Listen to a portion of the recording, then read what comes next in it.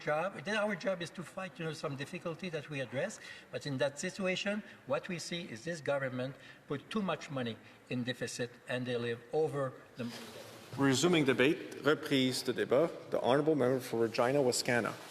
Thank you very much, Mr. Speaker. It's an honor and a privilege to rise today. But before I get too far into the details of the Budget Implementation Act, I would be remiss if I did not provide the House with at least a bit of an update on the Saskatchewan Roughriders Grey Cup celebrations, which have been going on all week in Regina and right across Saskatchewan. Fans of the green and white poured into the streets on Sunday evening to celebrate the 25-17 Grey Cup victory over the Montreal Alouettes. On Tuesday, the Grey Cup parade proudly marched down. And I'm sure that from now until Christmas, Grey Cup champion merchandise will be flying off the shelves at the Rider Team Store. Mr. Speaker, as exciting as Grey Cup Sunday is, it's important to remember that a Grey Cup championship doesn't just happen by luck on one day of the year. It's the result of hard work and tough decisions that began weeks, months, and sometimes years in advance. Every time that a football team starts with good field position, makes a consistent drive down the field, and then finishes the drive with a touchdown, that success was the result of strong leadership, which includes recruiting the right players and coaches and coming up with the right playbook. On the other hand, when a team has poor leadership for many years, eventually that poor leadership manifests itself on the field in the form of costly penalties and giving up quarterback sacks. Mr. Speaker, that's exactly what this budget feels like to me. Too many penalties, bad field position, and lots of talk about future touchdowns that never seem to happen on the field. So let's take a closer look at what's in the budget. It shows a deficit of $78 billion this year, a record outside of the pandemic. The total accumulated debt is $1.3 trillion, also a record. And interest payments on the debt have skyrocketed to $56 billion a year. And that's, you guessed it, also a record. Now, $56 billion per year in interest payments is such a huge number that it's difficult for people to visualize just how much money that is. So let's take a look at how much money that is on a per household basis.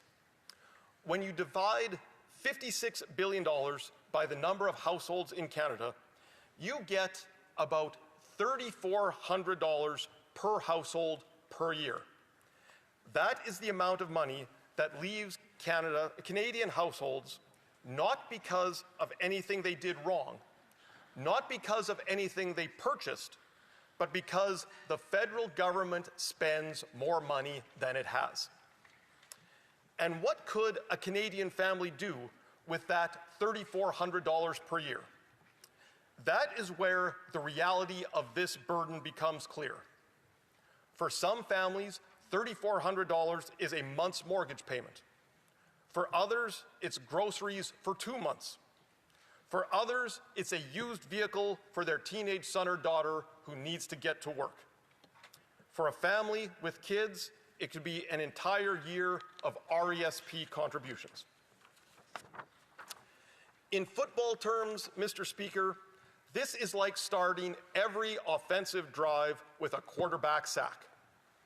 Before the quarterback even has a chance to call a play, and before a Canadian family can plan their household budget, they're getting team tackled by record high cost of the government's debt servicing. Mr. Speaker, as football fans in the rest of Canada watched the Rough Riders win the Grey Cup last Sunday, many of them probably said to themselves, "Oh well, there's always next year. Maybe my team will have better luck next season." Unfortunately, the same cannot be said for interest payments on the federal debt. That's because, according to the government's own numbers, interest payments next year are expected to be higher than they were this year. And interest payments the following year are expected to be higher still. In fact, interest payments on the debt are projected to break a new record every year for the rest of the decade, according to this budget. In football terms, if you're the quarterback and you got tackled by a 300-pound defensive lineman this season, you can expect to be tackled by a 400-pound defensive lineman next season. And the following season, you'll have a 500-pound defensive lineman tackling you. That's what these interest payments on the debt are doing to Canadians. Mr. Speaker, Canadian families are doing their part. They are budgeting, they are cutting back, they are sacrificing. Many of them are turning to food banks. But the Liberal government, the team's coaching staff and general manager, keep calling plays that make life harder. For 10 years now, under 2 Liberal prime ministers and 4 Liberal finance ministers, we have seen the same pattern: more spending, more borrowing, more debt, and more interest payments. And while the Prime Minister likes to say that the Liberals are spending less to invest more, the reality is they are spending more, lots more. According to the budget's own numbers, the government is projected to spend more money every year for the rest of the decade. Sadly, in many cases, when this Liberal government chooses to spend, it's often not for valid fiscal reasons, but for ideological ones. For example, the budget highlights the importance of the Social Sciences and Humanities Research Council because of its, quote, important role in advancing the government's growth agenda by advancing research and attracting top international research talent, unquote. But the budget document provides very little detail about what types of projects the Social Sciences and Humanities Research Council is going to fund. So let's take a look at some of the projects that they have funded recently. They spent $20,000 to study gender politics of Peruvian rock music. I don't know why we needed to spend $20,000 on that, but the Liberals seem to think that we did. The Liberals funded another study about online selfies, including, quote, fat fashion photography on Instagram, social justice selfies, and selfies that violate social norms. That one cost us $94,000. They also felt the need to come up with a, quote, gender-inclusive and intersectional piano curriculum. That was to the tune of $17,000, pardon the pun. There was one study that focused on grocery carts, but sadly, it did not have anything to do with the rising cost of groceries that people put into the carts, only people's feelings about the grocery carts themselves. In any case, this study has cost Canadian taxpayers over $100,000 to date. Mr. Speaker, Canadians deserve better from their government. There were some very practical solutions to the rising cost of living that Conservatives suggested be put into the budget, such as cancelling the industrial carbon tax, the federal fuel standard, and regulations on plastic food packaging, all of which drive up the cost of groceries and the cost of living. Unfortunately, the Liberals refused. Mr. Speaker, I have no doubt that the Liberals will say that I am being negative, but I'm not. I am just being honest. There is no message more positive and hopeful than this. Canada can do better than what we've seen from the Liberals over the last 10 years. Canadians should be able to move out of their parents' basements and put roofs over their heads. They should be able to feed their families without resorting to food banks, and they should be able to have a comfortable future without drowning in more and more debt every year. If the government wants to learn from the Grey Cup champions, here is a quick film review. End inflationary deficits, restore fiscal discipline, and deliver immediate relief on the things that Canadians buy every week. That's the way to turn a cellar dweller into a champion. Thank you so much, Mr. Speaker. I look forward to questions. Questions and comments? Questions et commentaires. The Honourable Parliamentary Secretary to the Minister of Energy and Natural Resources. Thank you, Mr. Speaker. First, I want to thank the member for expressing himself on the budget, but I would suggest that he may want to stick to football as opposed to economy as a topic. Because as it relates to economy, let's talk a little bit about the future. And the question to the member is, explain to me, and I've been wrestling with all these conservative comments, where you have a portion of the budget that's expense and a portion of the budget that's investment. And the biggest portion of the budget is investment. How does investment ties into inflation? That's what I would like the member to explain to me. The Honourable Member for Regina Wascana.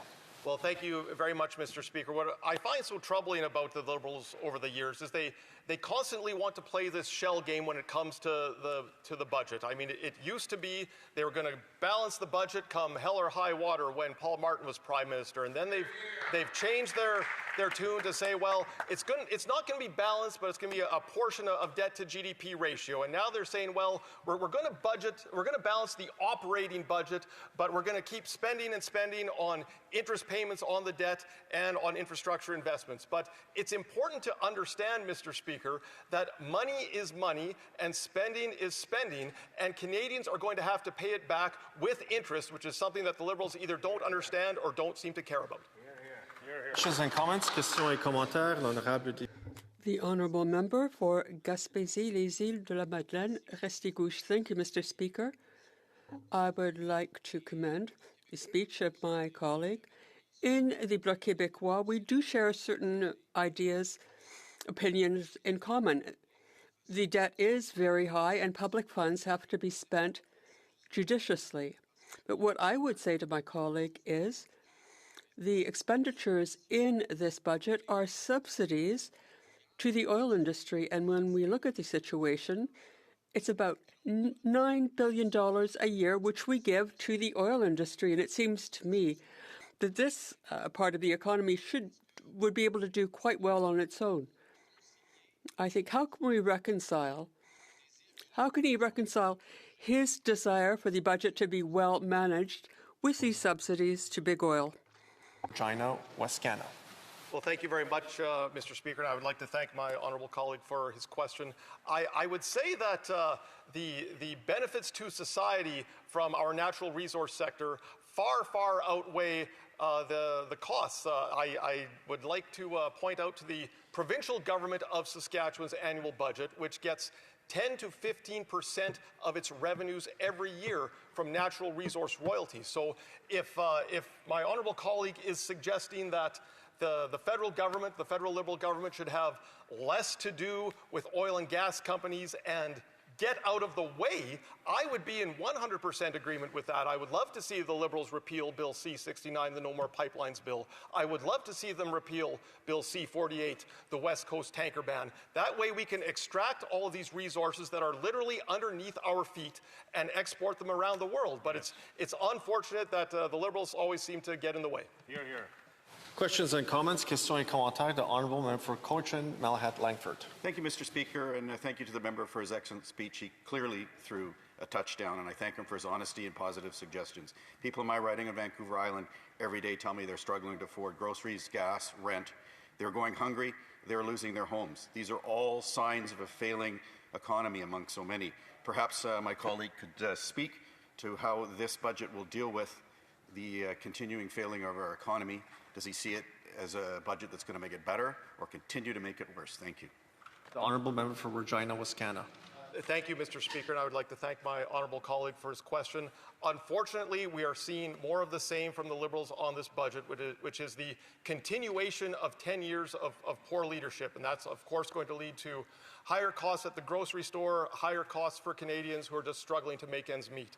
I would like to quote our former Prime Minister Justin Trudeau, if I may, from just 5 years ago, when he said, "Interest rates are at historic lows, Glenn.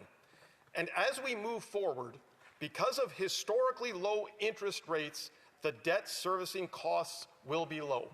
Well, Mr. Speaker, we can see now that that leadership was totally misguided from the Liberals. Canadians are paying more and more on debt servicing charges from this deficit. Thank you, Mr. Speaker. Resuming debate, the reprise du débat, the honourable parliamentary